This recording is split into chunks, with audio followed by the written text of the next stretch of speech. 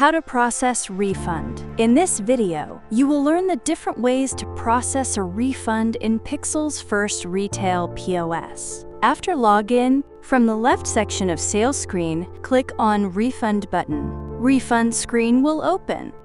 We have 4 methods to process refund. Let's start with the Miscellaneous Refund tab. This is used when the item doesn't have a barcode or receipt, perfect for small cash adjustments or untracked items. Write the item name, refund amount and quantity in relevant text boxes, and click on Refund button. This will be added as a line item. Click on Payment button to print refund receipt.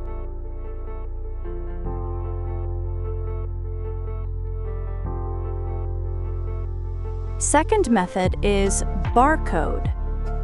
Enter item barcode in this text both and click on Search Item button. Then write quantity and press Refund button to move towards invoice printing.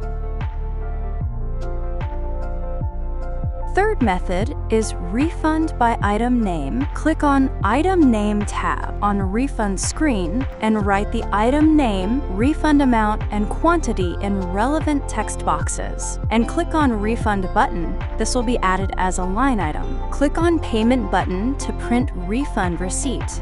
The fourth method is to refund using receipt. Click on Receipt tab and enter Sale Receipt Number in Search text box. Click on Search Receipt button. The receipt details will appear. Select the receipt and click on Refund button. Please do not forget to subscribe our channel and like this video.